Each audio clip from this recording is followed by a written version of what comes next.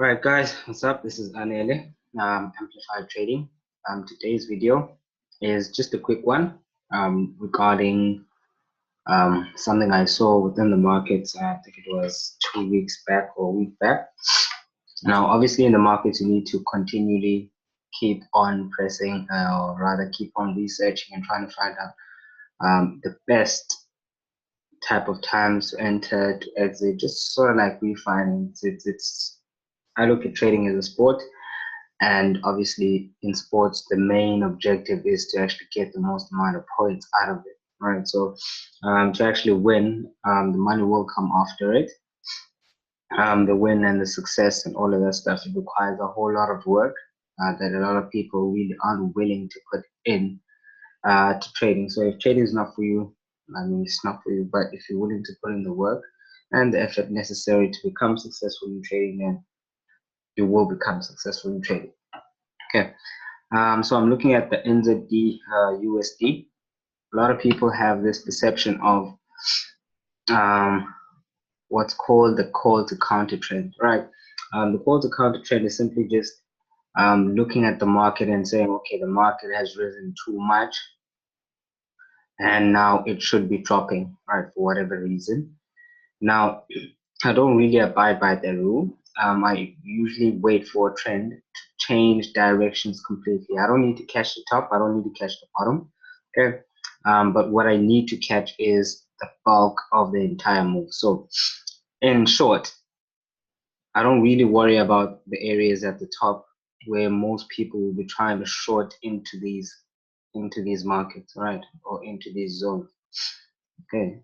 Now I do highlight them and I do look at them as potential areas where the market could reverse, but a lot of the time the market will reject price at those particular price points, and once that happens, a lot of people will also jump on the trend moving out to the downside, and of course smart money will then push it upwards just to clear out to soak up rather all those short trades to the downside. All right, so that's why you usually see a huge break to the upside after what was perceived as a resistance level, so to speak. Okay, now there's a lot of pips in any case within the chief of the move. All right, so you're looking at this move, let's say 280 pips, right?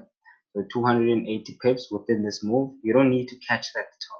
You don't need to catch it at the bottom. Right? Trying to play those tricks and trying to be a superstar on Facebook really doesn't pay the bills.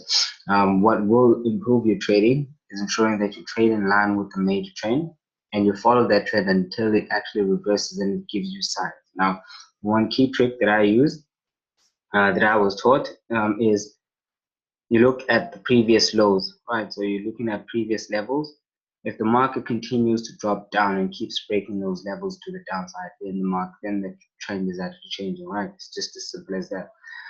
There are other tools that you might use to confirm a trend directional change, perhaps the Ichimoku cloud, which is a very powerful tool. I'll probably do a video on it sometime later during the course of the month.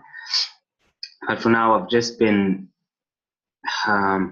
I don't know, really worried at the state that a lot of people trying to trade a reversal, saying, okay, the NZD USD should drop, right? It shouldn't drop. It does what it wants.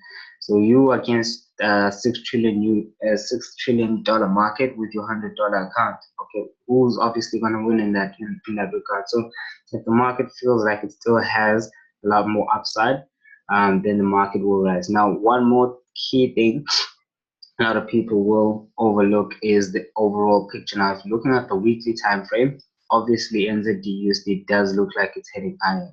It does look like it's edging higher, and there's a couple of structures around 77.39. Okay, I won't go into too much detail on those, but it does look then like it's starting off on a upward trending move.